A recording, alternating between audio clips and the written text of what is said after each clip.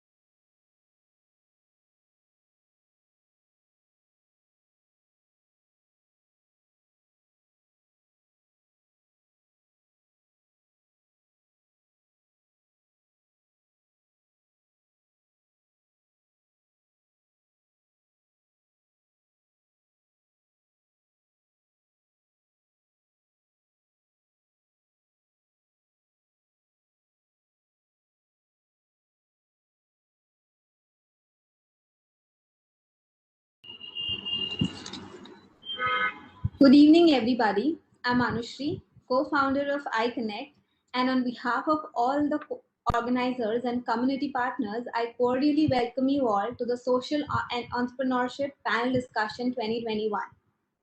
iConnect is a collaborative sandbox for young entrepreneurs and small business owners where we aim to facilitate them at every step of their entrepreneurial cycle. The event is organized in collaboration with Peace First.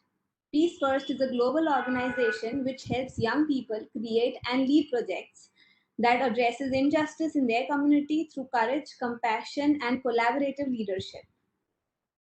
The panel discussion is aimed to raise awareness about social entrepreneurship to bring a conscious change in the society and the environment. We're immensely grateful to all our panelists for being a part of this event and sharing their insights and knowledge on the subject.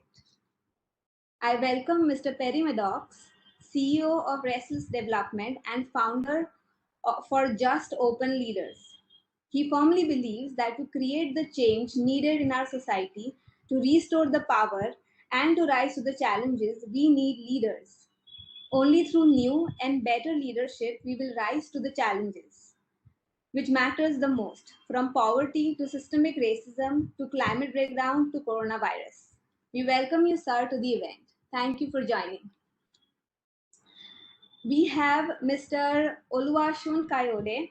I welcome you, sir, to the event.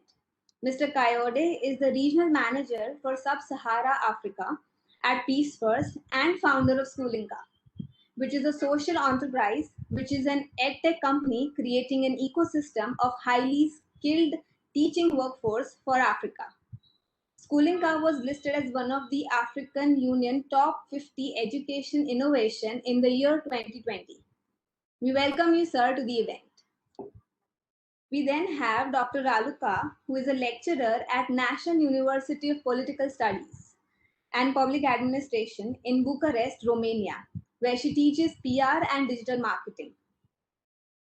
Ms. Raluca has also remained a part of several international research projects and is an active member of the Organizational Learning Research Laboratory, which is part of the Research in Communication at the University of Political Studies and Public Administration.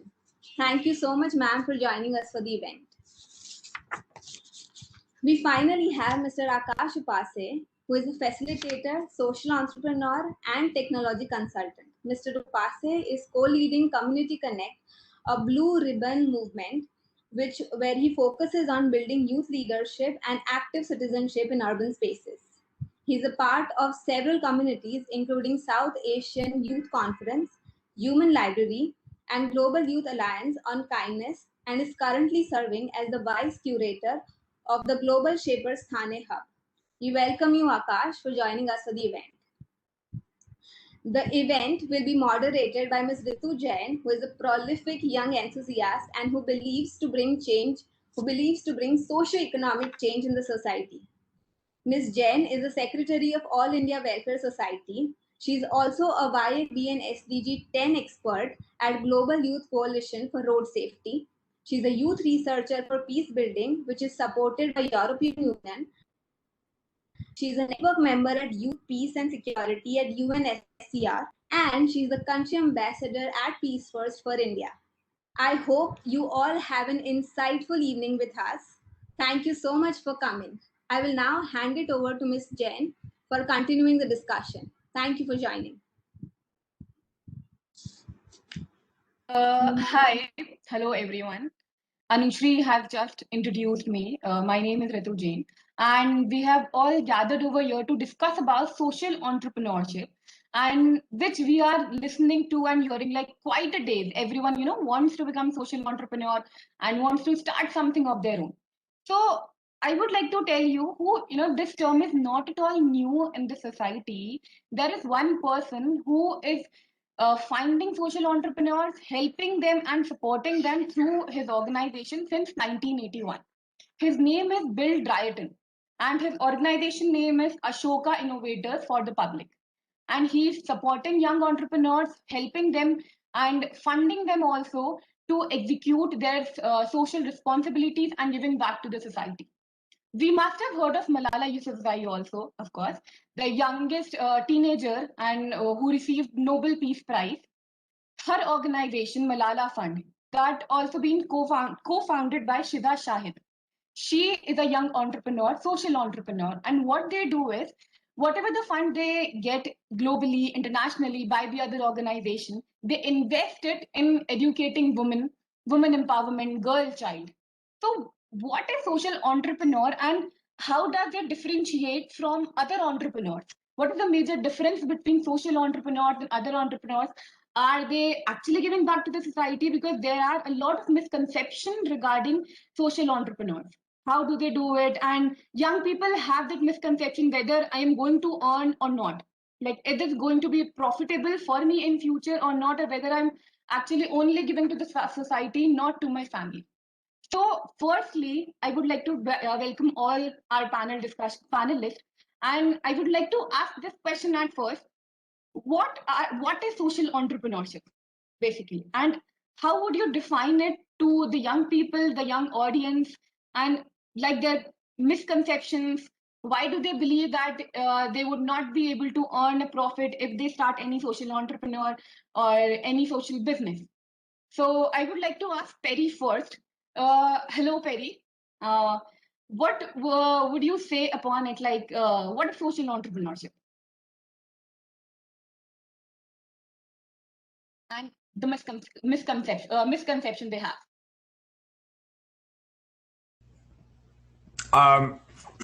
Thank you. I'm probably the last one you should ask. I think we've got better experts. I think we shouldn't overthink social entrepreneurship and at the entry level.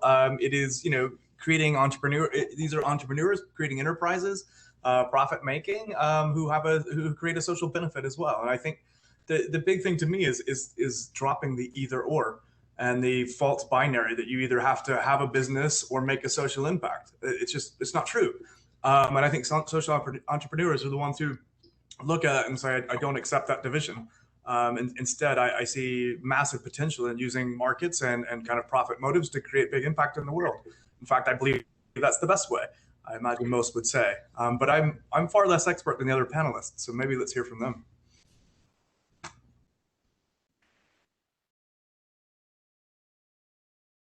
Well, sorry, Ritu, can I continue or?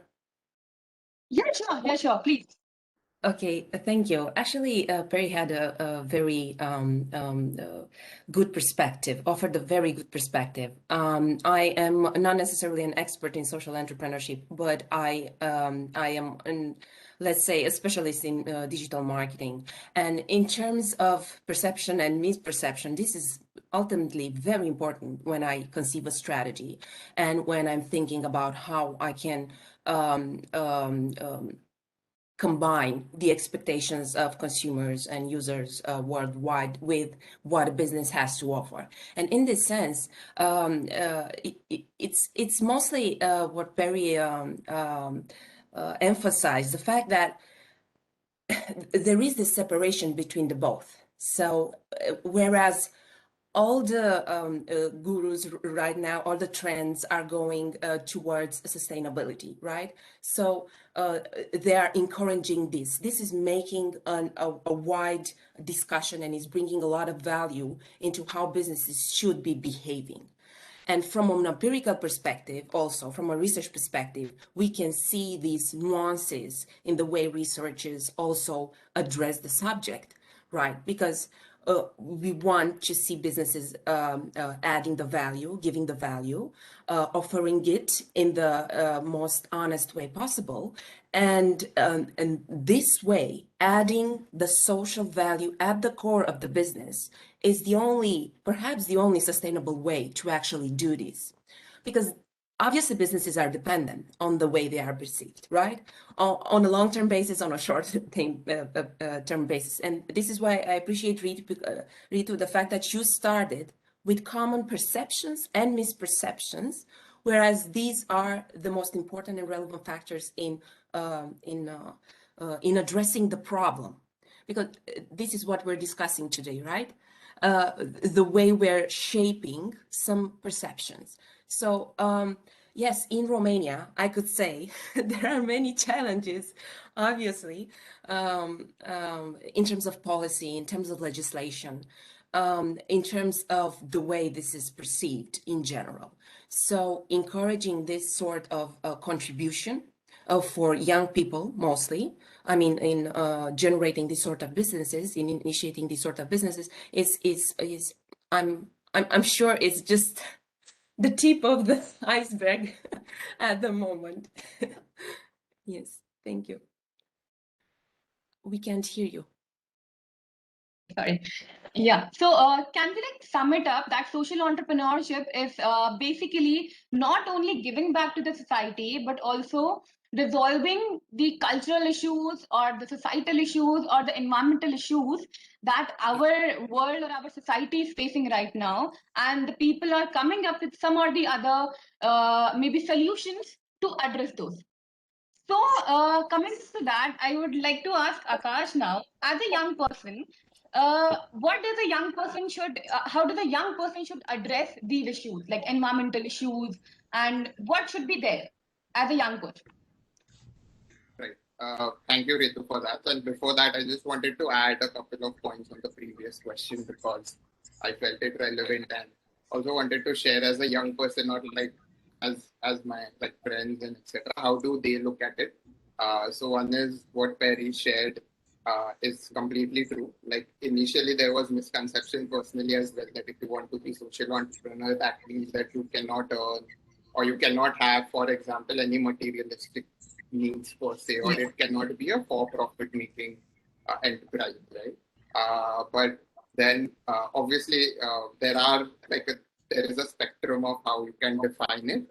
But what I feel is like as a young person right now, since climate and environment is such a big issue, and what I guess Raluca also kind of put a point on that having climate and environment as a central point and sustainability as well while you're trying to solve any social issue is like an important factor. And I feel like a lot of youngsters have that as a significant part of deciding or shaping up their initiatives and projects.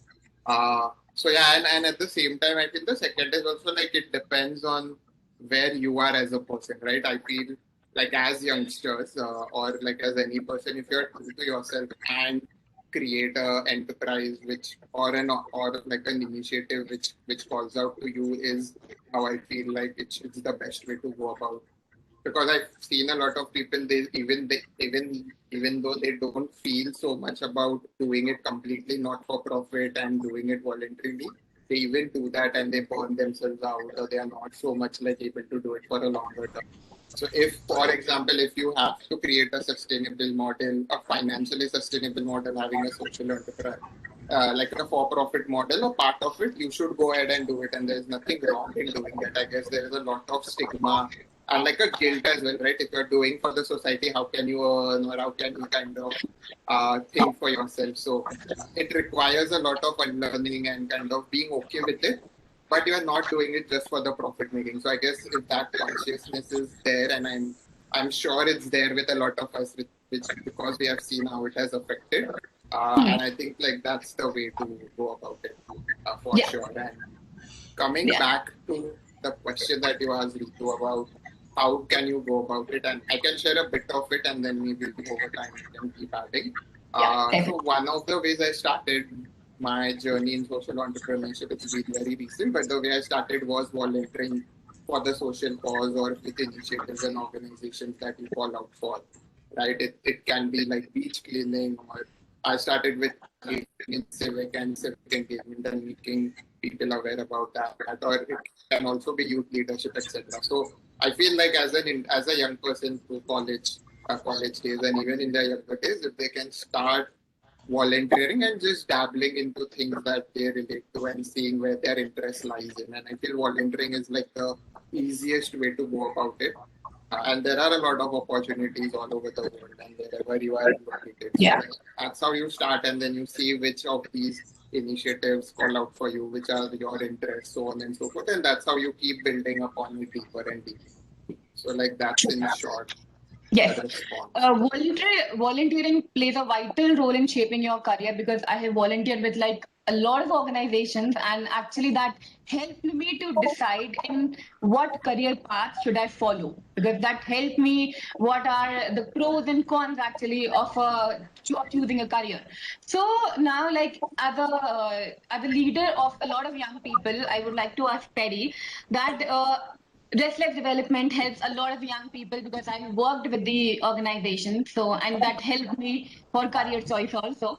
So I would like to ask you that as a CEO of Restless, or like as a public speaker also and founder of Just for Leaders also, so how the leaders should prepare young people for social entrepreneurs?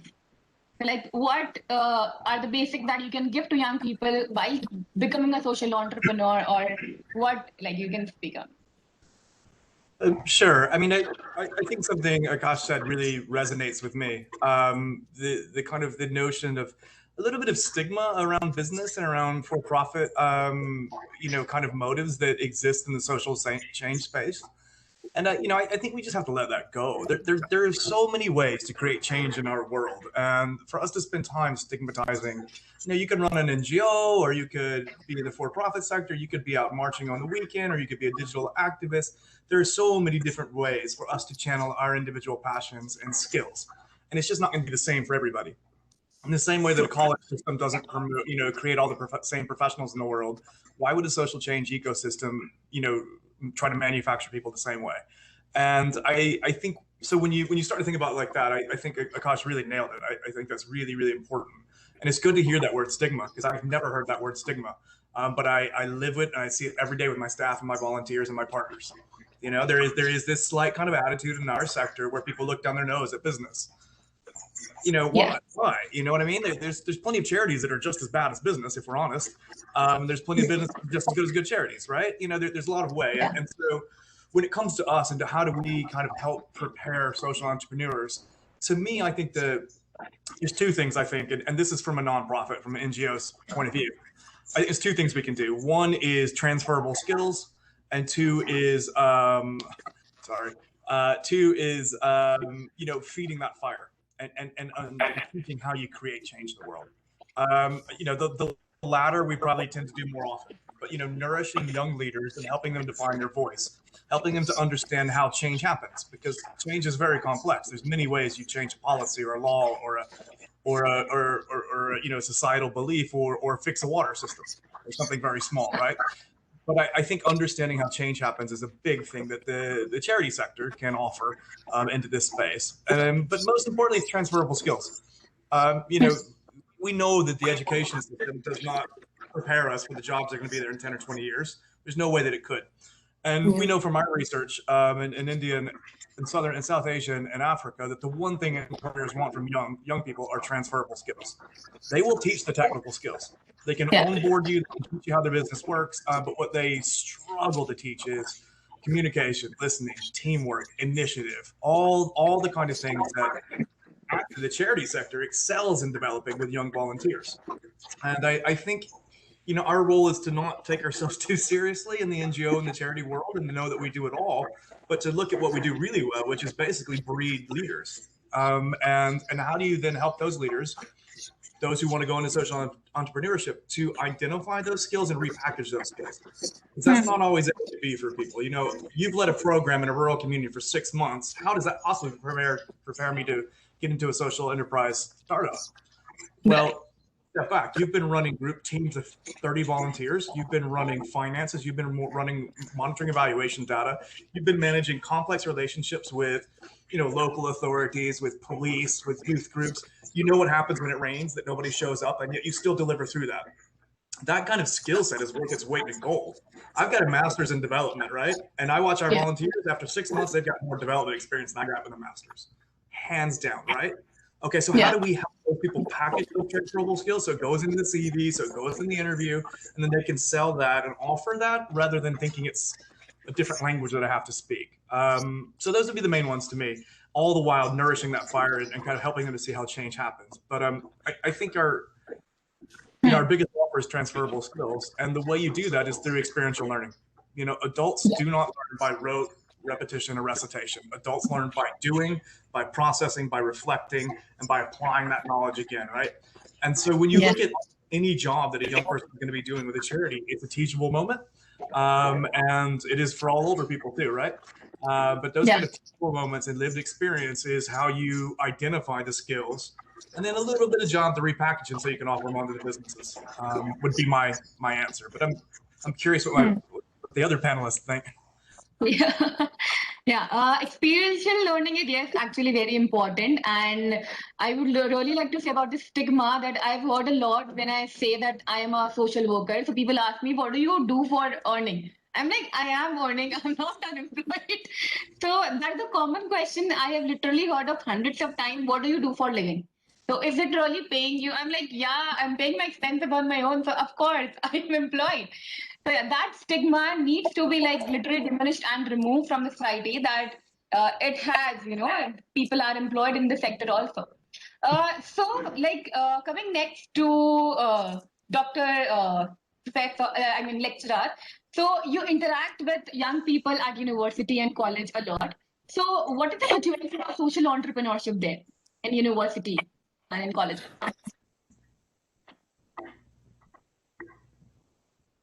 I guess you're on mute.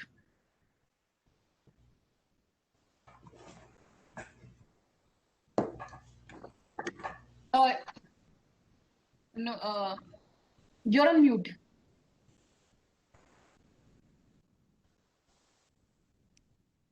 Yeah, we can see you, but you're not audible.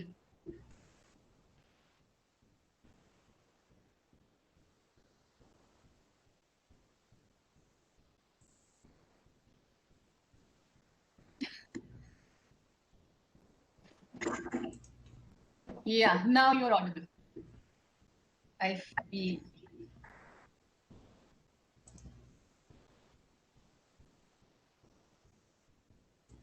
Is it fine now? Yeah.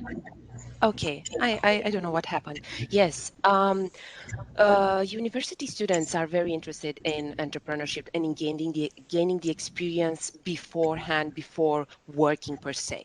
So before engaging with businesses like corporate businesses and bigger players, let's say. During the university years, it's great the fact that they are engaged in such programs. They're gaining this experience and they're having a lot of interactions and opportunities to engage with other people and gain a lot of social capital. During this process, they are very observant and absorbing a lot of knowledge, like market knowledge, which is exactly as Akash and Perry mentioned, extremely useful for the way they position themselves afterwards as business people, as from a personal perspective, from a professional perspective, and so on and so forth. In terms of social entrepreneurship, this is let's say twofold, because in general voluntary experience, so NGO experiences are very much appreciated due to the climate and the cultural setting of how they're developed, right? But then again, social entrepreneurship is a line of business. I mean, ultimately, they need to be thinking in a structured way to understand how an organization works, what value does it bring, and how social entrepreneurs can become true leaders and valuable actors within a society. And in this respect, from my point of view, educators have an extremely important role in giving these models as examples. For instance, in my case, in the communication scene, I need to give these types of models as examples within my class because their experiences are very limited on the market. They can see crowdfunding efforts in this respect. They can see various projects that are slightly innovative. Mostly innovative, but and let's say they are also attracted to the experience. But when they're in an educational setting, it's up to us to give them the information they need in order to gain the transferable skills that were mentioned, also the digital skills that will help them sustain their business effort. So the technical skills also, and so on and so forth. I don't know if we're there yet, to be honest, because it's a challenge. It's a challenge from many points of view. I mean, I don't want to to develop much, but it's a challenge in terms of our formation, how we were developed as teachers, in terms of pedagogy, pedagogy, pedagogy.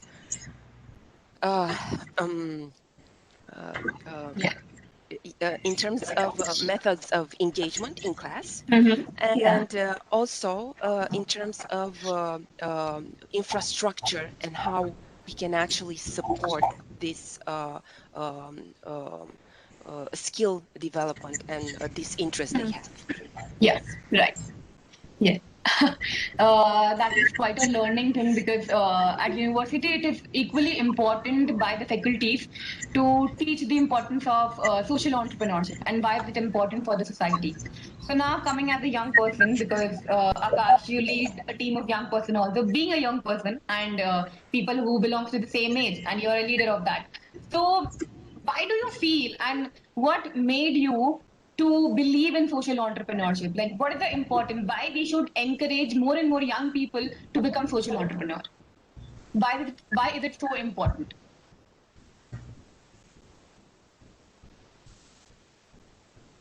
Sorry, you're on mute.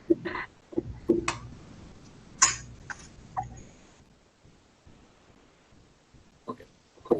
I was not able to unmute myself, but anyways, yeah. So for me, the entrepreneurship journey was not something that I had planned for. So as I said, I started with volunteering, and as I started volunteering deeply into the civic project, which is the Community Connect, it was in a different model before. But over years is how I started getting more and more involved, and it's been in the last 1.5 years when I started leading it, right? So it was not a planned process. It was, I didn't even have a lot of knowledge about how it was, etc. after college, right? It was more about how I started growing interest in it, and I started resonating and relating to how it was. And I feel it's also about that as a young person, everyone, I would not say everyone, but like most of us have started becoming social conscious, and there are a lot of things that we are seeing mainly because of internet. Because like as millennials, like we are one of those generations who have been born through the internet and have seen internet kind of growing. So we see a lot of issues, social, economic issues, etc. happen. So that kind of motivated and triggered me to take it up. And why should anyone do it? And I don't have like an answer for it, like why should everyone do it? Because I feel like one is like if you feel called for it and like if you feel passionate about it, then definitely you should take it up. It is not easy and all of those things are there, but I think it's worth a shot for sure. And as a young person, what keeps me going is I think one of the pivoting factors was that once, like when you start seeing so many issues that are happening, it starts affecting you. You start feeling helpless. You're like, okay, what can I do? So on and so forth. And even if you do anything, it's like you go and clean a beach, but then you see there is like so much of plastic pollution happening. And then as a young person, you're wondering, okay, what am I adding up to? How is that even making sense? And that creates a sense of hopelessness. But then I started realizing that if I kind of start dwelling into it, it's not going to make anything better. It's kind of gonna make it worse. So why don't I start working towards the world I would like to see in whatever way it's possible for me? And that was like the starting point where I started getting more engaged into it. So for anyone who feels like, okay, they want to see something in the world in the way they feel it would be like a better world in their definition, they should start working. And once you start working there, you see hopefulness that keeps happening. You start seeing changes that keep happening. You start seeing lives being impacted, and that kind of then starts having a positive effect. Where then you start getting involved more, and maybe over the years is when you will definitely see a change. But yeah, so that's how, like for a young person, I would see. But I feel like the journey, like my journey started. So, about this, that you have to start someday or the other without thinking what the world would see or how they would see about it, and whether I'm going to actually contribute to the society or not by doing a bit. So, like when I started working with Restless, my first project was to activation of gender sensitization cells in colleges and in Jaipur. Okay, so in beginning I thought whether I would be able to do it or not, because just after like masters, so I got a chance to work with Restless. So I started with researching and campaigning, signature campaign, and the team, of course, at Restless supported me a lot. That you can do it. That is the procedure, how you should start and how you should structure it. And later on, it actually got succeed because, like literally, a lot of colleges activated their gender sensitization cells, because otherwise there were no gender sensitization cells in colleges. Like if anyone goes through any molestation or anything like that, the cells were there, but they were not active. So after my signature campaign in colleges and at universities, they activated those gender cells. They are still active, though like not in COVID situation, of course, but like it got activated as soon as my research was complete and my campaigning began. So yeah, it matters a lot when you work, and even a single person can bring a change in society. I can really say it. I'm sure about it. So coming next, because Perry, you have a lot of experience in non-profit, and you always raise your eyebrows whenever I ask you anything. So like how we can attract more and more young people, because sometimes the social sector doesn't pay you much, and especially when you are not very experienced. So, like, how can you attract more and more young people to join that? Wait for a while, you will be paid, but you have to work hard and you have to gain experience, like later on stages. But like, how can you attract more and more young people in beginning to have that patience and to continue?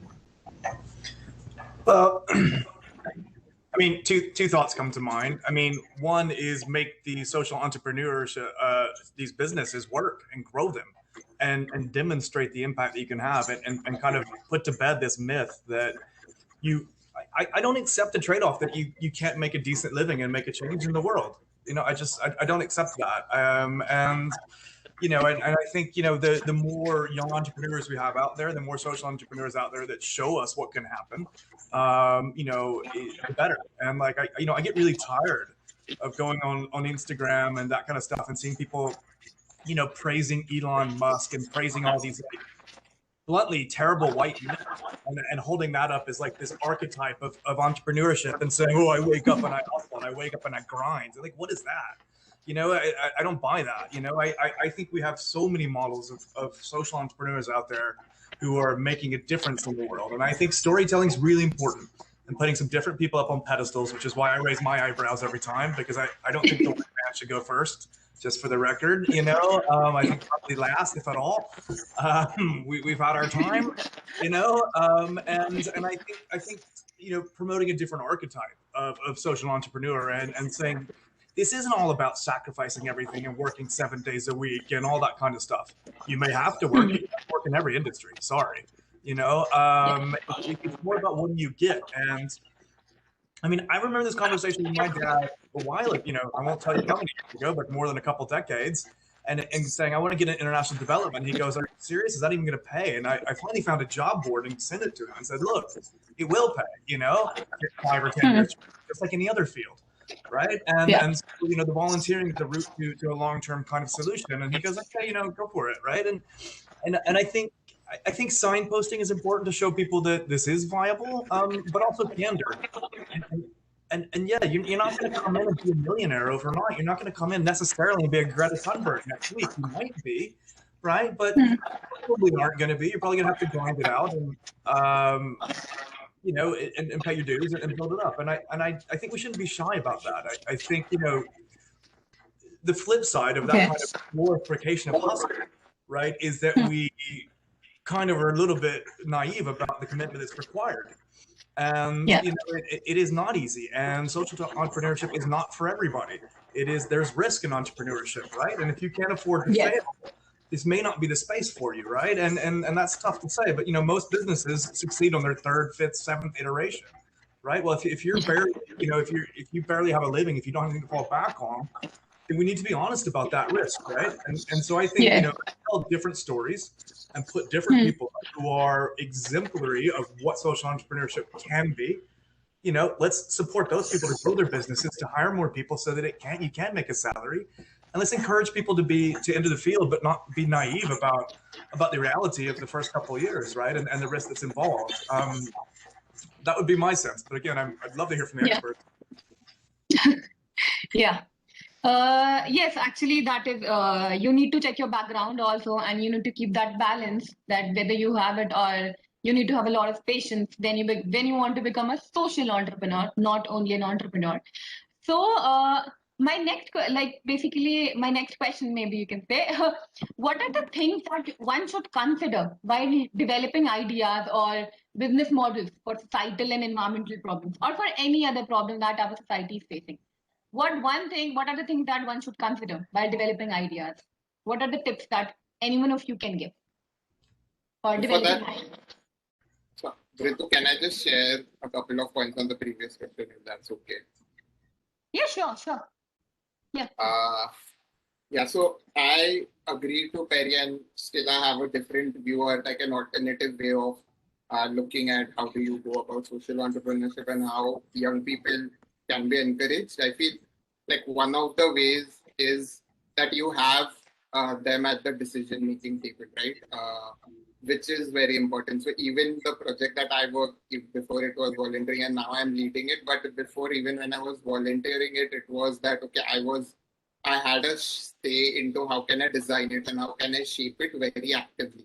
And that's, I feel like, in like one of the things that social entrepreneurship or people who are working there can adopt is how can you have that as a differentiating factor, because if you look at the mainstream entrepreneurship, there isn't space for that, and they won't be able to afford it, is what I believe, right from the initial stage. So having youngsters at the table where they can shape and make decisions is one of the ways.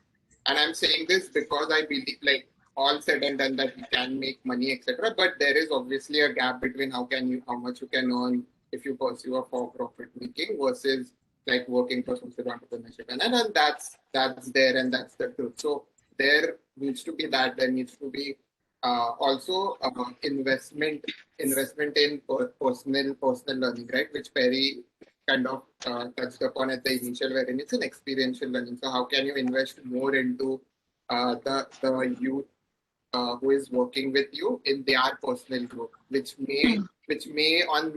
completely may not serve the purpose that you're working, but it is going to help the youth, right? So when they also see that, okay, I am myself learning along with the work that I'm doing, that is also like a motivating factor. Yeah. So even for me, when I was working on Civic and along with the project, again, coming to the examples so that I could relate to like the live one is like at the same time, there were personal growth regarding systemic understanding or gender and so on and so forth. So it may not be directly connected to Civic that I'm like my work entails, but still, how can you do that?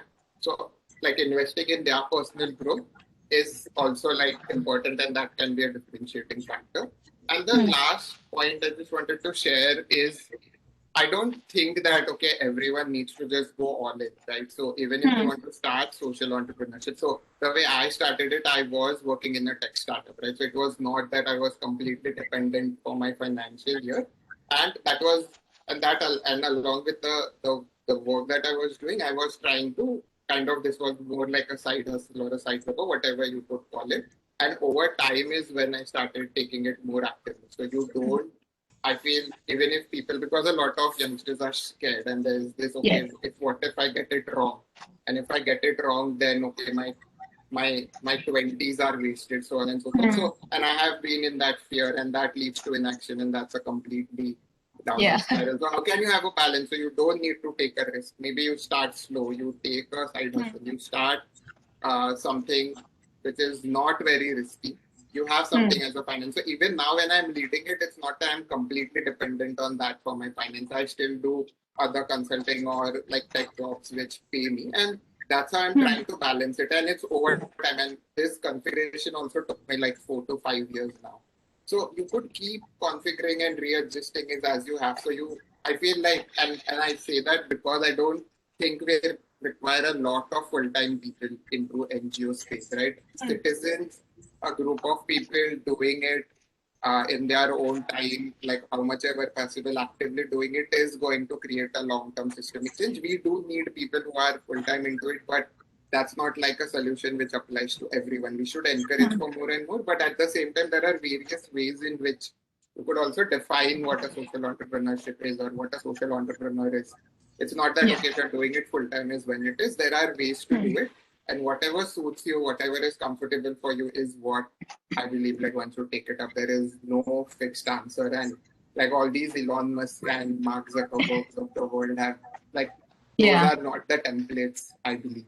And I really resonate with that when very connected on the hustle front as well, or whatever you want to call it. Yep. No, we can I can agree to it that it's on you how you want to start.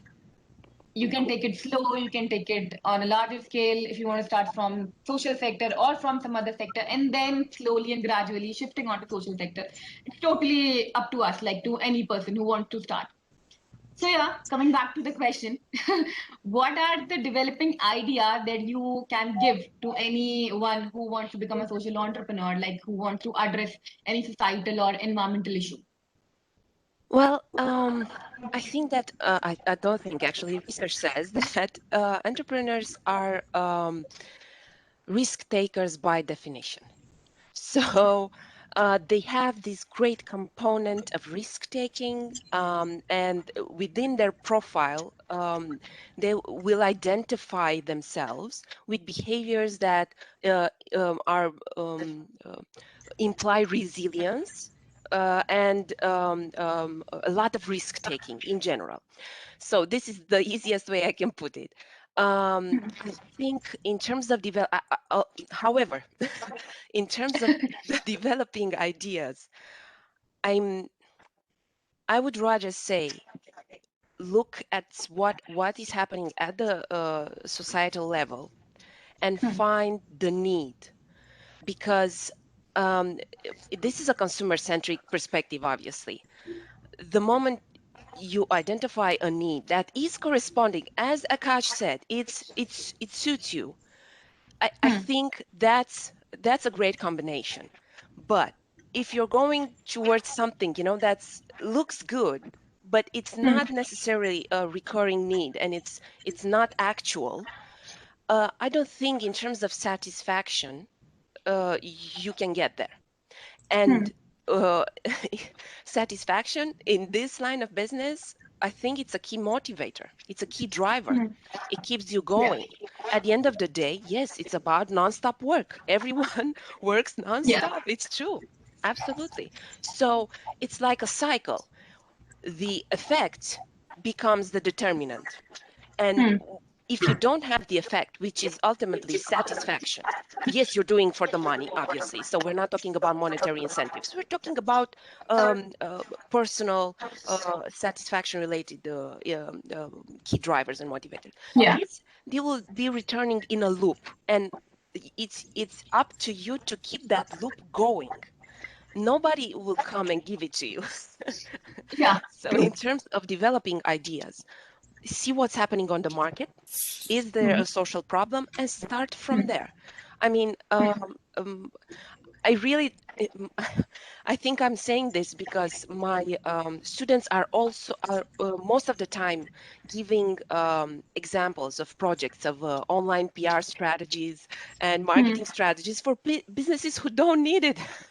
Who are already successful. They already have the budgets, the infrastructure, the creative, So let's go towards I don't know if this happened, yes, but it's easier to get, I understand why. It's easier to get the data from the businesses who have it, right? Because they're always communicating around it. They're always signaling the indicators of their own reputation.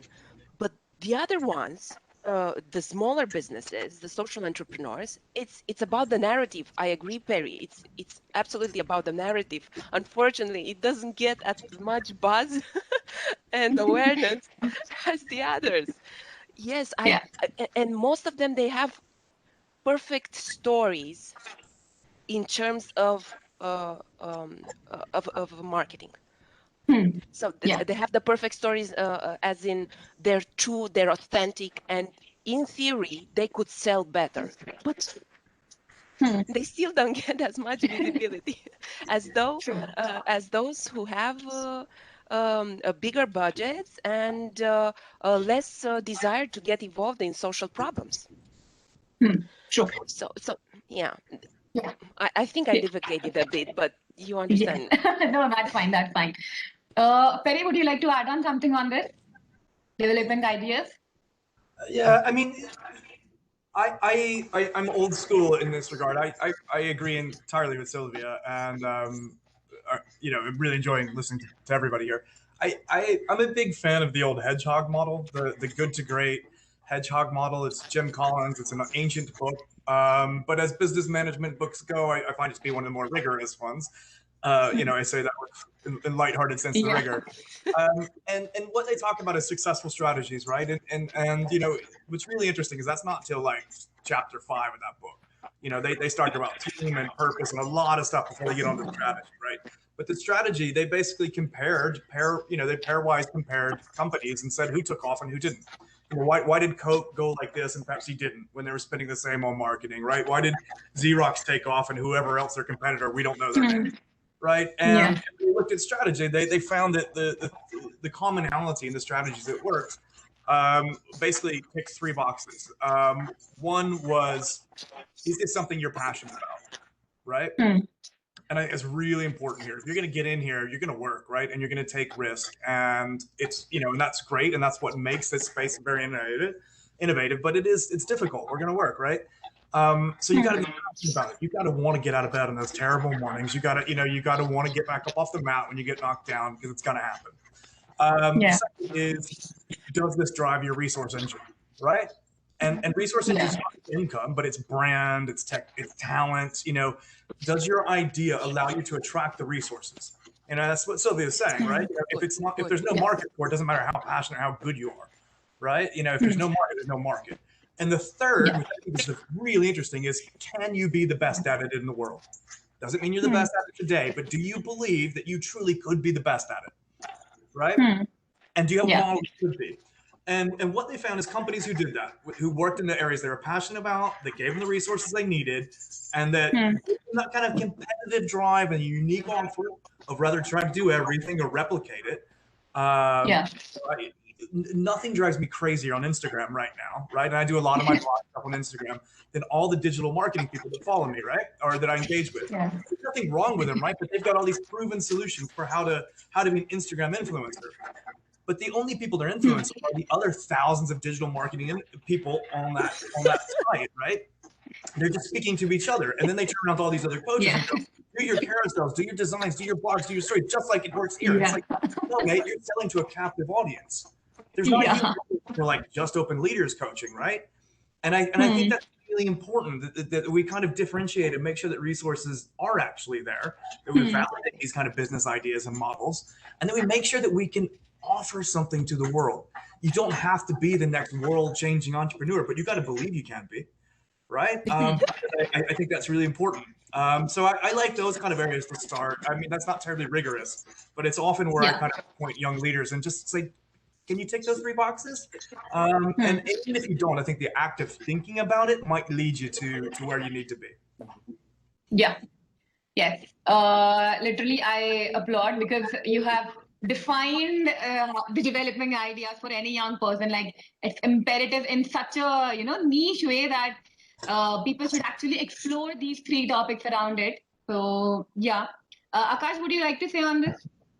I think like Silvia and Perry covered it, so I don't have challenges, or you can foresee any challenges in the same subject, like what challenges you might encounter, like in future if you are starting, like as of now.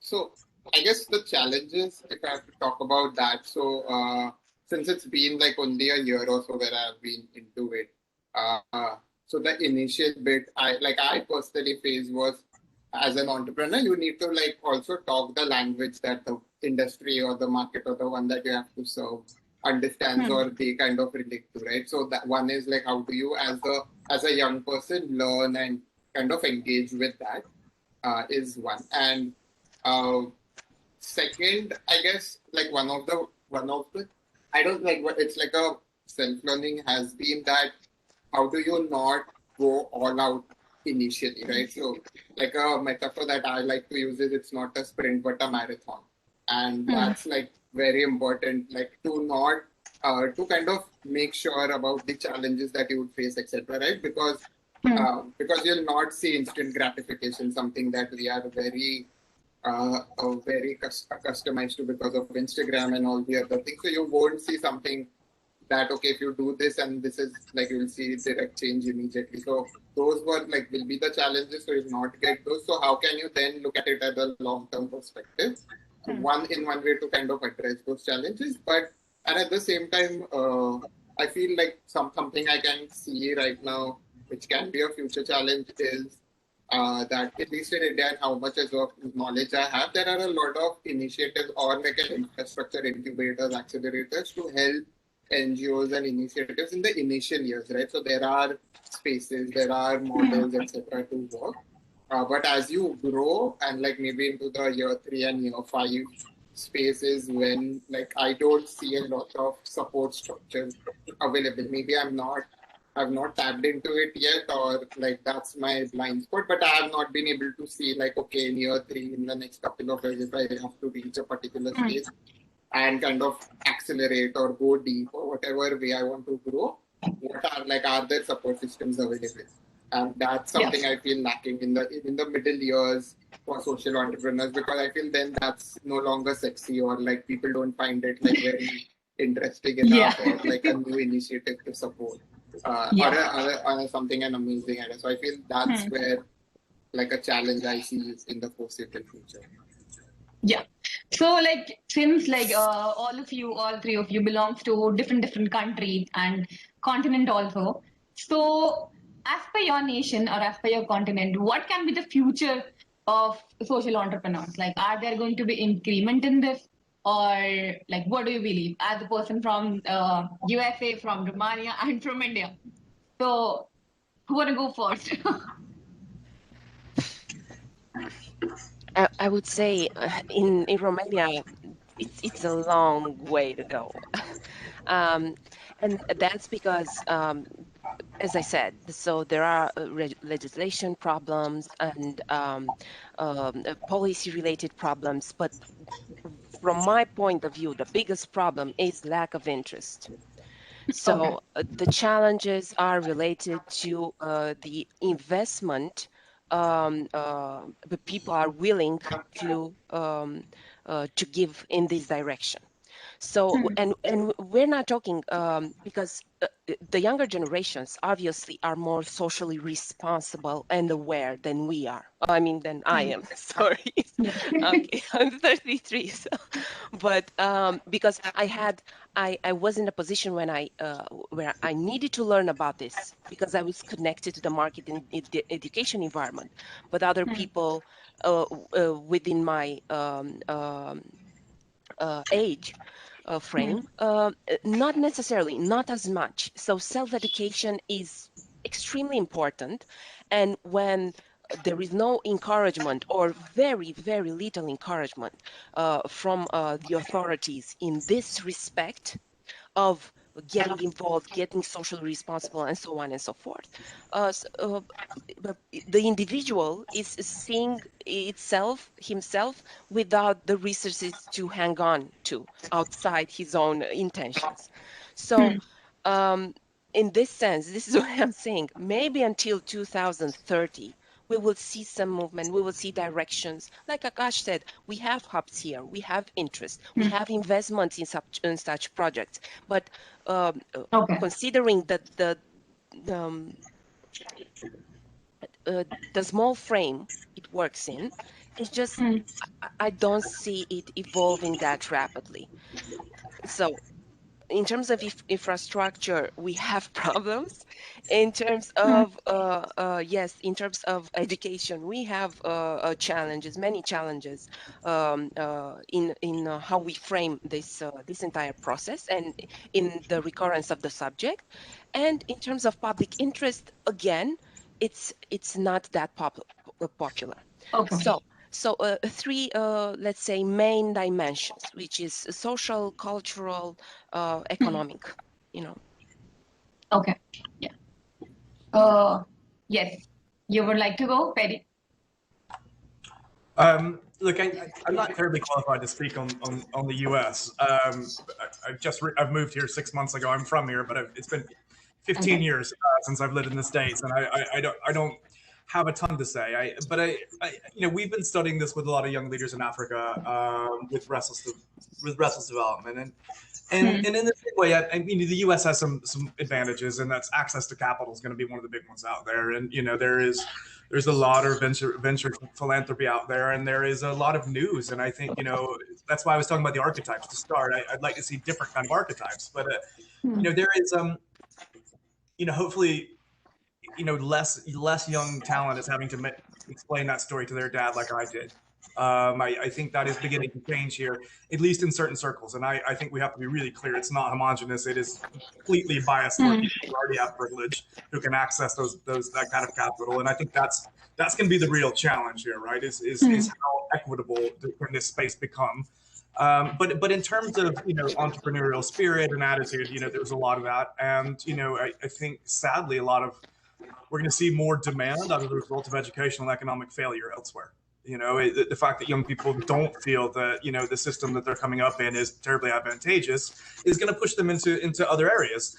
But again, I suspect that's not going to be as representative as a group as it should be. You know, I think the big barrier that we're finding in Africa with the research that young leaders are conducting there is, yes, there are some accelerators and there's some innovation hubs, but they're not nearly as widespread as they are in other kind of parts of the world, and the access to capital is more expensive and a little bit more prohibitive. And unless you happen to be one of these kind of darlings who wins Google Impact Awards or who wins that award or who Ashoka finds, you know what I mean? And these are good organizations, but There's just not so many of them. Unless you happen to get in there, it's going to be pretty hard. And one of the things that consistently we hear from the young leaders we work with is mentorship. And it's so boring, you almost forget it, right? But if you go back to that whole point of, businesses succeed and fail all the time. I'm a 40-year-old CEO, which is young for a CEO, old for Restless Development. If I'm honest, I need to get out soon. But like being the first time as a global CEO, there's been times the last 2 years where I've literally come home from work, got in the fetal position, laid on the couch in my wife's lap, and she just kind of pats my head, right? Because it's like, I'm trying to run this thing, and like, I've not done this before, right? And that's in Restless Development, which is not nearly as risk exposed as social entrepreneurship would be, right? And I think the ability of having networks who have been through boom and bust markets, who have been through economic growth and decline, who have seen all of this before, even a pandemic, who have wise words to say and whisper in your ear, is critical. And we hear this all the time with young leaders that we work with, mentorship, because especially if you've got a thin margin, especially if you've got a lot in this, especially if you don't have anything to fall back on, like a paying job, the cost of failure is immense, right? And so having the access to people who've been through it before and can give you some wise words is critical. We have boards and nonprofits, but it's a hard thing. And I think that's one of the key kind of limiting factors, but also one of the key kind of factors to unlock greater social entrepreneurship. And that is almost by definition an intergenerational discourse. It doesn't have to be over time, but right now we need older mentors who've been through it. And probably within the next 5 to 10 years, we'll have a much broader cohort of young social entrepreneurs who can mentor as well. But that kind of knowledge gap is critical because the schools aren't training anybody to do this. So those are the key kind of barriers that I see. But that's a pretty amateur observation from my point of view. Picking up one point, mentorship, it's actually really it's crucial for any young person, because when I was studying in my master's, my college professor was my mentor. If she would not have been there, I would never become a social worker or working in development sector, because I had different mindset. I was kind of more materialistic person during my graduation days. So I never thought that I would be working in development sector and working for someone else's happiness. Not for my happiness, I'm working for someone else's happiness and for society and for environment. But then my mentor was there and she literally guided me through every pavement, and she said, no, you have that. Pay focus, study more, do this, do that, join these organizations, join that organization, and you will develop that kind of nature for the society that you want to do something. So I can actually, believe that mentorship is really, really important for shaping a career. Because whatever I am today, whether I'm working anywhere, I always remember her and I always call her that you are the reason why I'm here. Literally, even today. So she mentored me, she guided me through every hurdle. And even today, whenever I am stuck at some problem or stuck in some project, I would just call her up and, ma'am, what is this? Or I'm unable to do it. Tell me how to do it. So she helps me. So yes, I really believe it. And taking point from India, so what do you believe? What can be the future after having maybe a bit of experience? But what do you think? So one thing I just wanted to start with is Perry, after every sharing, just tries to be modest and humble, and I'm not sure why. But I just observed that. But coming back to the question, I feel there is huge potential is what I can see, by data and by being one of the youngest population of the world, so on and so forth. So there is a lot of potential, and I can see that. And also a lot of youngsters want to take it. So I don't see in that way, for a will and for the intention for people wanting to do it, I see that growing exponentially. But I do agree with the challenges that Silvia and Perry shared.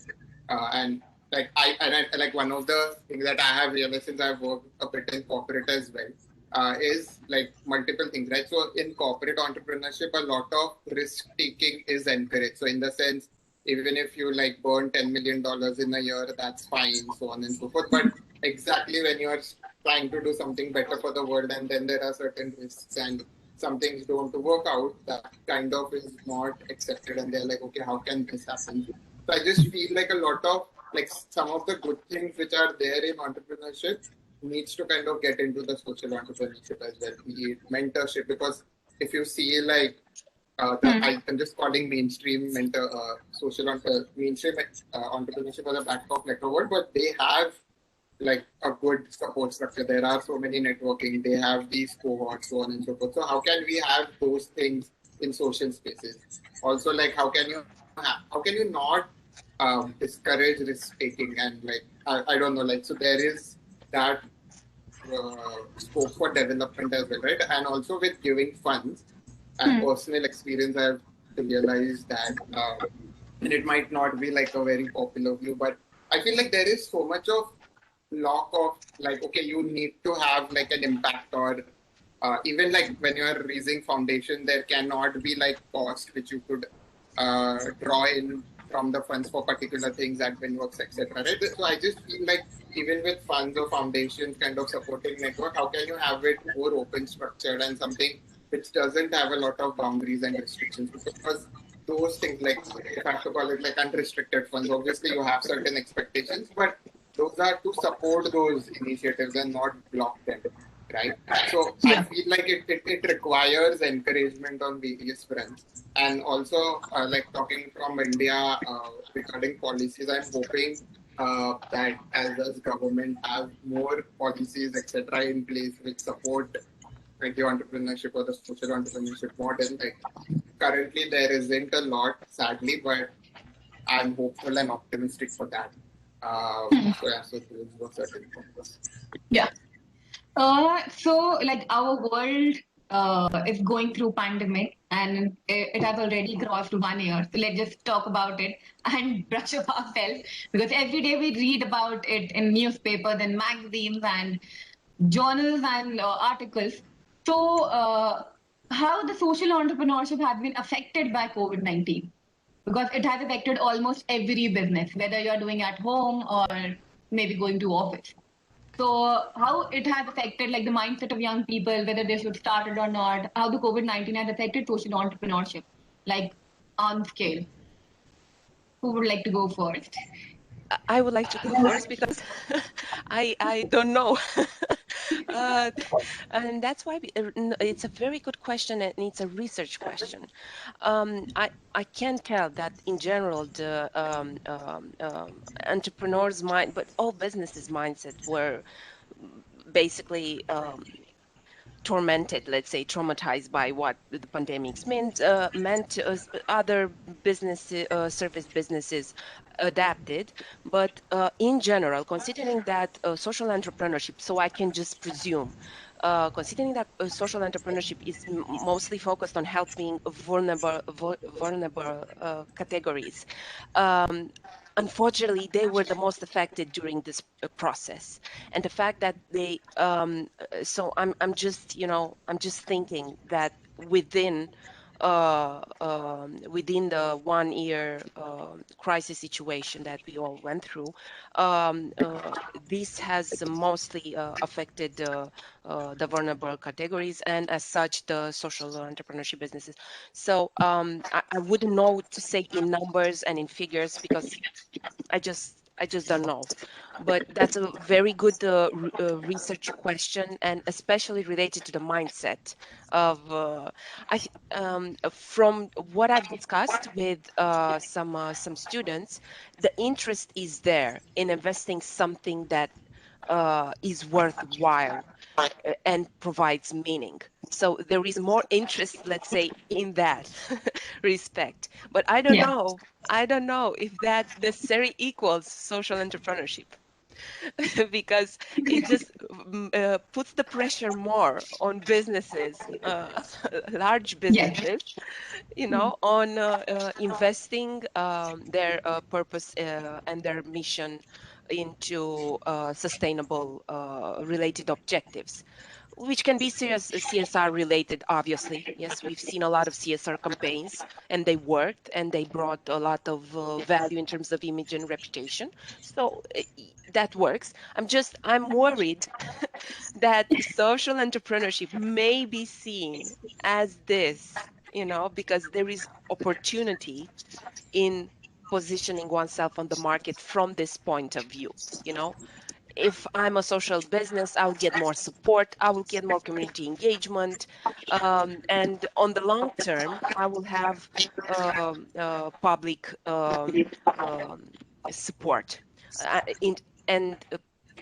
Publics usually become reputational agents in this process because they always share and they're always involved in this way. So I'm just worried it might go in the wrong direction, not necessarily, you know. But this in research, in CSR research, it's actually always debated, you know, whether it's true intention.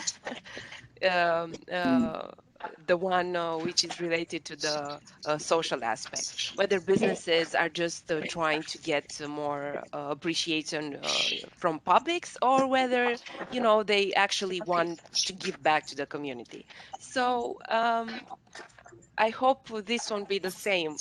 if at the core of the business it's a social aspect, I hope not.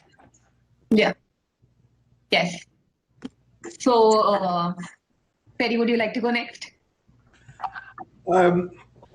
Sure. I mean, macro level events like a pandemic are always going to hit vulnerable business models the worst, right? And that's that's in business, that's in social entrepreneurship, that's in NGOs. You know, people who had fragile business models have been exposed, and even those with very robust business models have been brought to their knees. You know, there's been days in the last year where I wasn't sure if we're going to get through it, and we didn't do anything wrong, but that's just the scale of disruption that we've dealt with. And so, you know, people who are it's going to be industry specific, I suspect, you know, and it's hard to generalize across social entrepreneurship, but, you know, people who can't deliver in person during lockdowns, there's nothing you can do, right? Whereas certain businesses will have boomed, you know, if they're more virtually inclined, or if they happen to be sitting on the kind of negative commodities that have soared during a pandemic. You know, so I think, you know, I think it's, you know, that's worth saying. I think, you know, I don't know, I'm hopeful. I'm hopeful that this disruption will be, you know, what cutting large trees is to a forest, and you start to see different kind of shrub plants come up because that covering has been moved and you've got light coming through. I think, but it will be different individuals and I think it does come down to the individual. I remember, you know, sitting with a fellow chief executive and who's excellent in the field in April last year, early April, looking at the pandemic. And she said, I'm planning for 6 months of disruption. And I said, I'm thinking 3 years. And, you know, I think it's going to be really big, right? And she said, you know, 6 months before we can deliver again. I was like, I'm hopeful we can get back to it 2 to 3 years, honestly. And you go, and not that either one is right or wrong, but it's just it's indicative of how we see this. And I think you can look at a pandemic as a big organization or a small one, and you can say, look, what do? We either batten down the hatches and try to defend, or we shift our business model and we go, what's the world going to look like 3 years from now? And I got this also off contact with a social entrepreneur, and he said, look, I went through this, a mentor. I went through this in 2008, right? And here's what we did. We asked ourselves, what's the world going to look like post-crash? And therefore, how do we use all this short-term disruption now to reorient our work and our goals and our thinking to solving for that equation? And we just got to survive in the meantime. And I think that's, you know, so I think people who probably look that way and look to a medium term and say, assume we're not going to get back to normal. There's going to be no return to normal. This is a paradigm shift. It's just a paradigm shift, just like 9/11 was, just like other things were. There will be elements of normality, but the market's going to be different, right? And social entrepreneurs, in some ways, are better fit for this because they don't have massive infrastructure that they're going to have to divest from. They don't have gigantic, you know, teams. Probably they're a little bit leaner. They're a little bit more comfortable working out of their kitchen or out of their nappy changing room, wherever they might be, right? And, you know, I think the question is, you know, how do you play to your comparative advantages? As will organizations do better in disruption if they trust their gut? And, you know, in ways, you know, social entrepreneurs can run circles around big business if they choose to, right? And if they think the right kind of long game, and if they're lucky to be sitting in an industry that's going to be there in 3 years. So I don't want to be glib, but I am excited about the possibility of what this could do. And I'm saddened by the fact that we are living in a youth unemployment crisis right now. Yeah. Globally, we have a youth unemployment crisis, right? So these jobs are not going to be there. Young people have to find a way. And I'm really hopeful that the combination of that kind of macro challenge, the pandemic's disruption, which hopefully will favor newcomers, and a little bit of mentorship or a little bit more enlightened investment from somebody out there might accelerate this. I would be shocked, honestly, 30 years from now if social entrepreneurship weren't a bigger market share than many of us imagine now. Yeah, correct. Yes. So can we hear something from Akash about COVID-19 effect? And Yeah. if you would have been affected by it in your startup? Correct. So I'll share personal as well as the way I see it, and it's like Perry and Silvia said, more on a macro level. I try to share more on the micro level since that's where I have knowledge about. So coming first to my the initiative I have been working. So one is like I feel fortunate, intelligent, or whatever you want to call it, enough to pivot it at the initial pitch, right? So even during the months of March and April, when we started seeing this coming up, we realized that for the program we were planning, it was an offline program, right? So we realized that it cannot be any longer an offline program. And since then is when we adopt if it will work, how are the responses, so on and so forth. So I feel that was like the second important step. And the third one, which was also from my learning of volunteering, learning from my volunteering days, was that I realized when you have to kind of, especially in an online world, if you are expecting them to work or not work, but do socially good or like take up a project, anything of those sorts, you need to kind of break it up for them and make it more interesting, gamify it, etc. So we kind of converted it into a challenges with point system, creating like certain points, giving them certain benefits, or like what do you call it? Like if you cross this level, then these are the things that will unlock for you, so on and so forth. So those were like 2 to 3 things that we tried to do, and in one way that so people were very ready or like very enthusiastic of doing it for 2 weeks, right? It was not a lot of engagement. It was only 4 sessions, etc.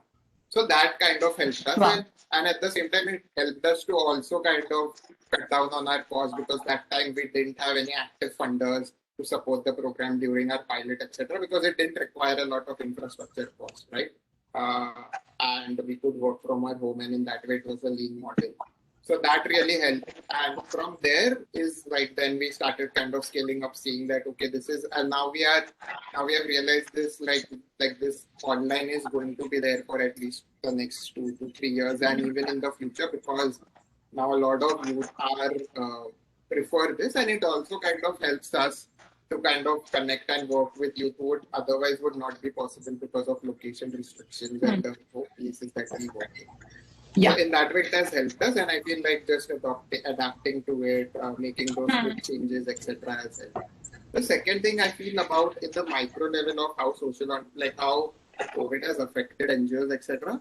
So it has affected the most the grassroots organizations or people who are working directly with people, right? Because I feel a lot of their resources and their plans, first of all, like whatever they had, like a 3 to 5 year vision, is no longer valid, and a lot of their resources in terms of monetary, in terms of human resources, etc., got diverted into COVID relief, at least in India, right? Because during the second wave, India saw a drastic and like a very bad situation of it getting affected, people not having even basic resources, so on and so forth. And NGOs were like the closest bridges for them. A lot of those resources kind of got invested into kind of a COVID relief work. Now from there, and they have kind of tirelessly been doing that for the first wave, second wave, etc. Right? Due to which, one is they have themselves feeling drained. So I have friends in my circle who are like literally feeling drained. Their like mental health has been affected, etc. So, and they are not even sure that how do you see it forward. That's one. And even the second part is, even on the resource front, now they are not even sure. One is like how do they modify or like translate the work, and how would they raise funds for it, because the immediate or at least the the community that they are working or the villages they are working, their needs are like shifted so much from, for example, like education or gender sensitization, just to kind of get food and oxygen and like just basic needs, and that's what they are catering to. So if there is like in one way I would say a grim situation there, like at least for the next 2 to 3 years. So in that way, I don't like I see sadly it has affected them. Like Okay. Yes. Perry, firstly, I was about to come to that. Would you like to take some questions from the audience, or would you be leaving? Because thankful to Perry because he has to go somewhere, and he actually stayed for more than the minutes he gave me, and I'm very thankful for them. Yeah, yeah. So would you like to take some questions, or you would be leaving? Well, I'm afraid I do need to go. I have to take my little son to go play sports. He's got a game. But it's been a pleasure, and thanks for letting me stay long. I would be happy for anybody to reach out. You can find me. I'm on justopenleaders.com, but it's all free. If there's areas you'd like me to write about, I'd love to be in touch. And I'm on Instagram, Harry Maddox, Twitter, LinkedIn. Please reach out. I would love to continue the conversation and to understand how best I can use my platform to help all the young leaders out there. So thank you for having me. I am humbled to be on a panel with experts, and I'm sorry if I brought the level of discourse down. But thank you for letting me downplaying again. Yeah. Thank you. You were amazing. Have a lovely evening, everyone. Yeah. Thank you so much. Bye-bye. Bye-bye. Okay, so let's come to the audience now, because all that subject that I had are being discussed, and all three of you were literally amazing, and it was quite an insightful conversation about social entrepreneurship and taking insights from 3 different countries altogether. And so yeah, let's hear from the audience now. Anushri, do we have some questions from the audience? Anushri?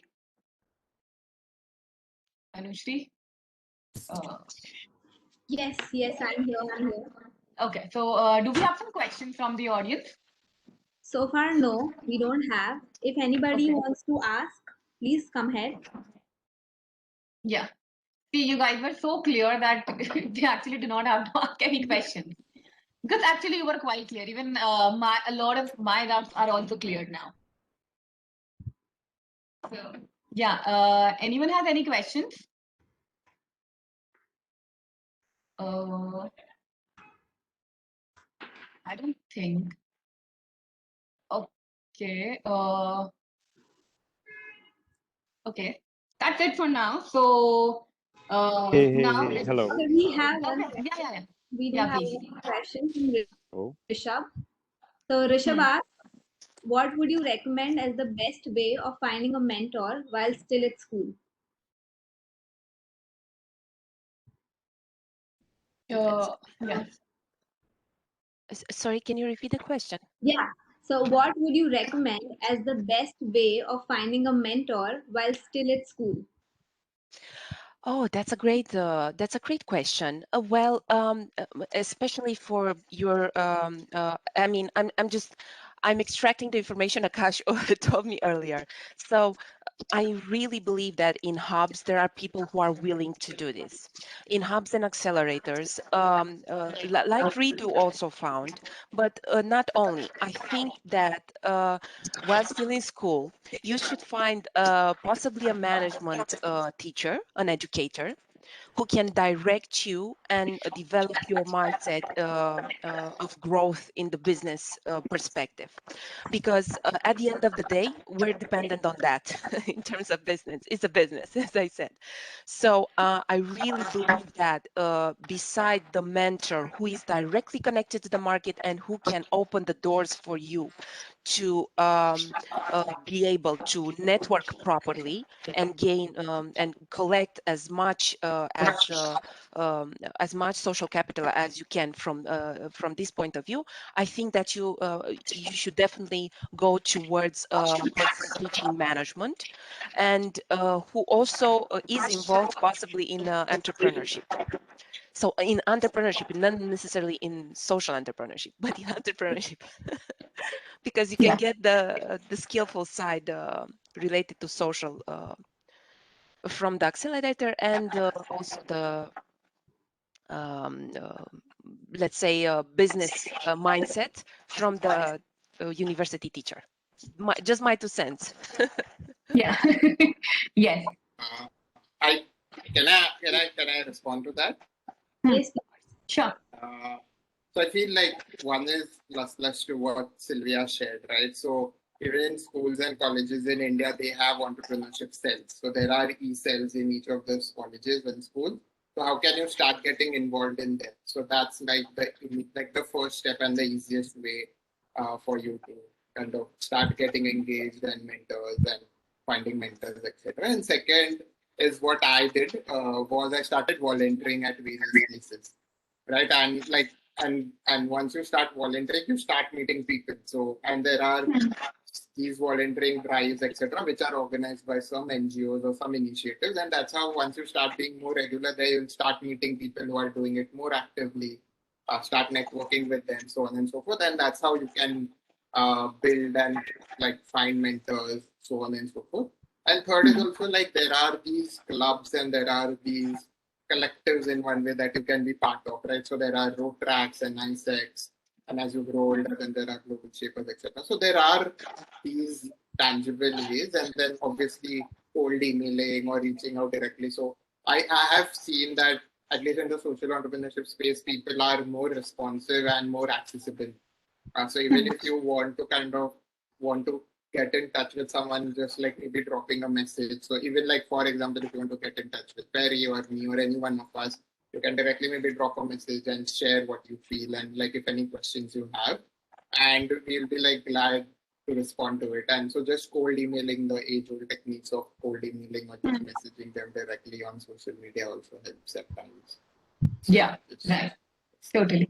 Anushri, do we have some another question? So Rishabh asked that as a social entrepreneur in the early stages, my company is almost always low on time. So we are trying to grow. So in such times, how do you keep your team motivated?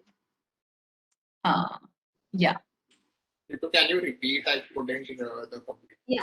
I said as a social entrepreneur in the early stages, he's always low on the time as he's still growing. So in such times, how do you keep your team motivated? May I try to answer? Sure.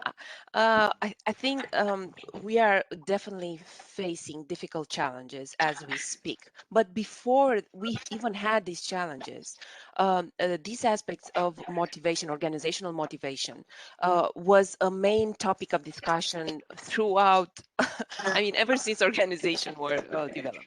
So it's mostly about group cohesiveness and the relationship the leader has with the group. So I would say that most studies at the moment show the fact that transformational leaders are the ones who keep their teams motivated the most. But there's a downside to that because when there's charisma involved, and this is what transformational leadership is mainly most of the times includes, when there's charisma involved, charisma is not something you can replicate or give forward to the other people. You cannot delegate charisma. And so this is why, again, based on research who are connecting the factors with the employee engagement, one important factor that has been demonstrated is empowerment. So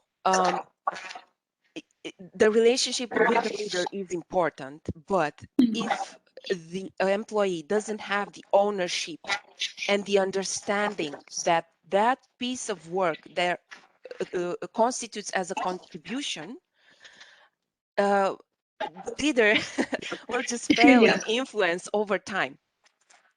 So sustainability lies in giving ownership and understanding and meaning to the employee. And that's it's a construct, it's a mental construct. You need to give it every day. It's a constant motivational effort that you need to do as a leader, being a model.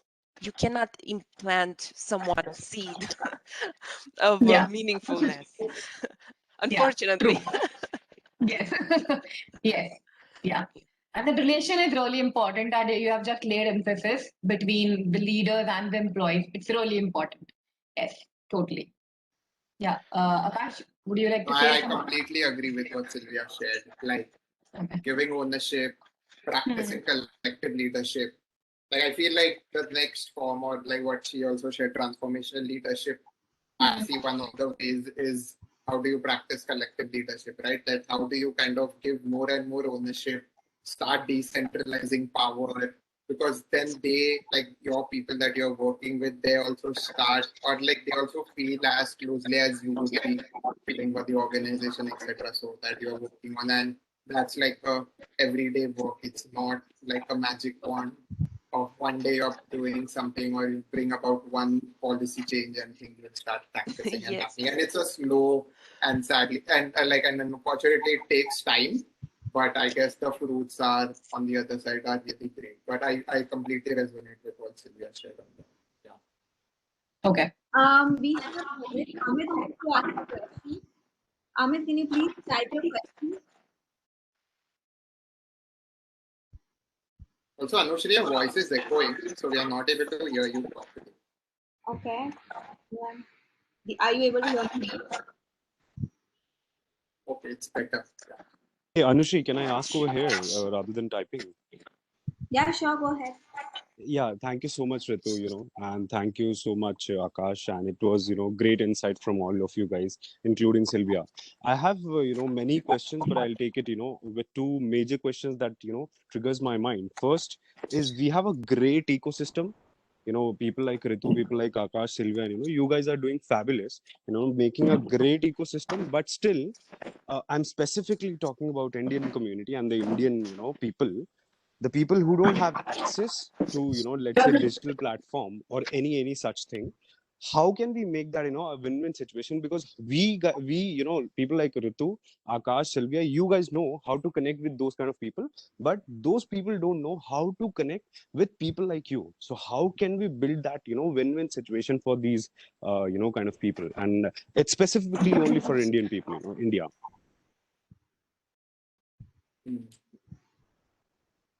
So this is my first question. And second question, which is again, coming from the first question, that we have a great ecosystem, but still being a very keen observer, I feel like, there should be something more strategically done to make a good manpower use, or to make a, good connection with these, people like, Indian society who really are keen to search, people like us. So what is the, strategy that we can make to connect, have a good connection with these people, or make a, good kind of ecosystem that can have a, again, a win-win situation for everybody? Okay. Can I just wrap your question? Like, second one is the strategy, and can you wrap the first question like, in a brief way, so we can actually, like, both of the panelists can actually answer them. So yeah. So how can we, easily, we know how to connect with the people, but there are certain people, there are certain community of people who are not, have facing problem to, find people like us. So what can we do for them? Okay. Yeah. So over to you, Guy. Who would like to go first? I'm not that familiar with these challenges, but I can say, I mean, with your specific challenges, but I can say here, the question is so global and it's so good that I could try to give an answer what I would do under my circumstances. Obviously, these points of discussion, they're very fruitful and they're encouraging debate. So I would say, yes, we are in a privileged chamber because we have access to the resources, obviously, and we have access to the people, and we have availability to invest time in this. So these are all very important elements. In terms of the people who don't, I would say, I actually had a discussion with some teachers, some colleagues of mine, and we were talking about the challenges some vulnerable kids were going through, and we were discussing this. You know, we're talking about higher order and I don't know, very interesting conceptual stuff and elements, and they are facing actual problems within their household in terms of resources, in terms of technology, developing their skills and stuff and so forth. So how can we, I don't know, meet the needs, the actual needs these people have, these kids have? And extrapolating in this context, I think is for we need to build some networks to go to them, to have a proactive approach. Because if we're going to just leave them to come to us based on motivation that may never come, I don't think that is going to work.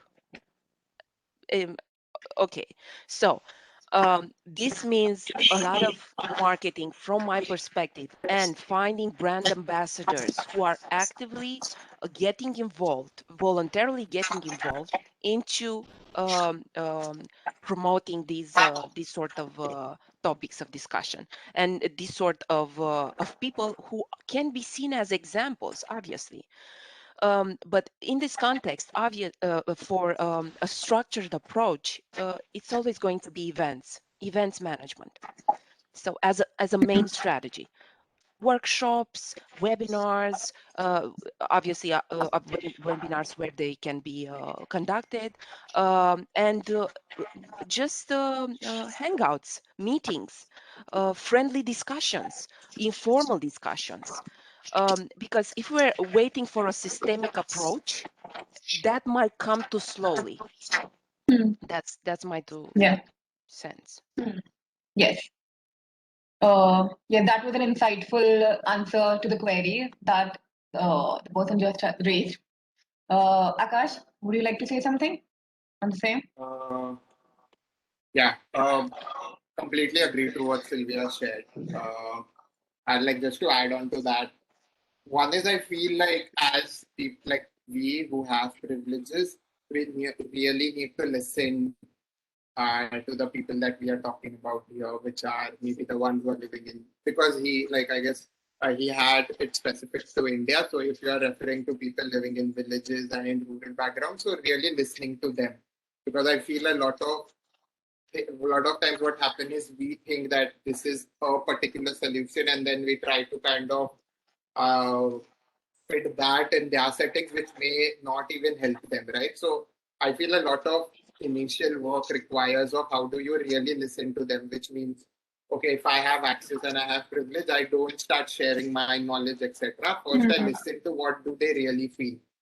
Because I've also seen at times that maybe this is not even a problem that you are thinking is an issue over there. They are completely fine at it, right? And as long as the people who are working there don't feel the need, you don't need to kind of enforce on them. So one part and like a huge part requires them to kind of really listen to them, kind of sit with them, try to see things and try to talk to them with the languages they feel, which means, for example, if there is no access, so can you as an individual go in those rural areas and talk to them in person rather than having this as an expectation that, okay, can they come on Zoom and we have a conversation, right? Or like find ways in which they feel comfortable. So I just feel like just flipping the entire dynamic. So that's one.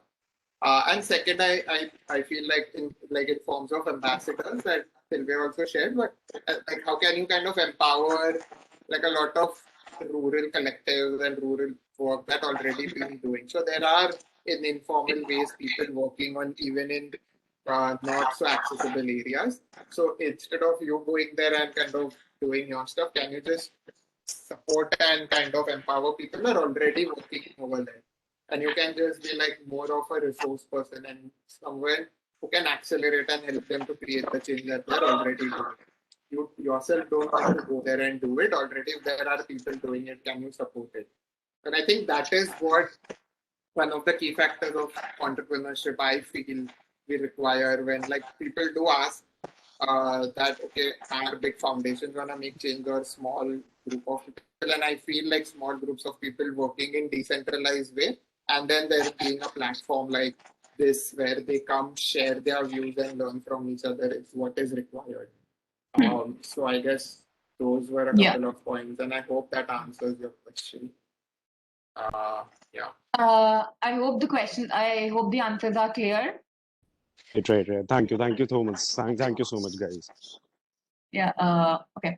Anushree, I just wanted to say that the question is actually that this is like a motivator for us to develop a strategy. I mean, an actual strategy. I mean, what obviously this action is a part of a strategy. I can see it, but finding like proactive people who can do that, that's a problem everywhere. I was thinking about what Akash said. Even if I were to go in the rural areas and give them the perspective of social entrepreneurship, so the possibility of leading a different dream, they need to have the skills, the digital skills to access the crowdfunding programs so they can present and so they will always need a group of support. Maybe that's an action, a group of support, like 5 people who can take locations, or I don't know, I'm trying to to think operatively and efficiently how this might work, but it needs to be as a self-located project. Pin here, and develop a map with all the problematic areas, maybe. Yeah, totally. Yes. Thank you. Yes, that was an insightful thought after the answer. Anushree, do we have another question? No, so far we don't have any questions. If you guys don't want to ask any question, this is the correct time. You can unmute yourself and go ahead and ask. Anybody? No? No, I don't think so. Okay. So yeah, over to you, Anushree. All right. So we are very, very grateful for you to come here and attend to all the participants and giving you valuable advice on your journeys and experience and your wisdom that you've gathered all the way through.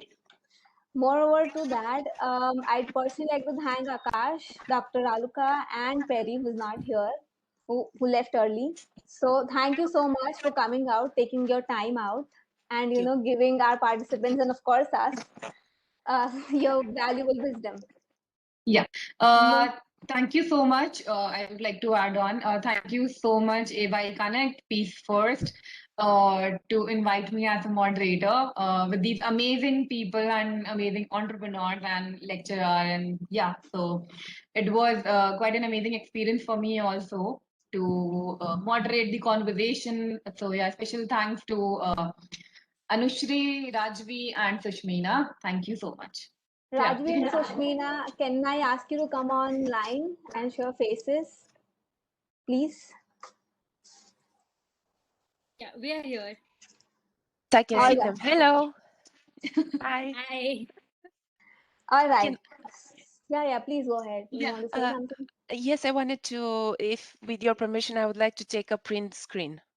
Yeah, of course. Please do that. Thank you. Thank you. Thank you. We further forward our thanks to Peace First for collaborating with iConnect and organizing such a wonderful event on social entrepreneurship. Moreover, we forward our thanks to all our community partners, including Restless Development, ISAC, Youth Hive Nepal, and All India Welfare Society. Thank you so much for making this event a success. Thank you all for coming and all the participants. Thank you for being so patient and listening to them and staying till the end. Thank you. Thank you, everyone. Yeah. Thank you so much. Thank you so much for the invitation. Thank you. Thank you. Bye. Bye.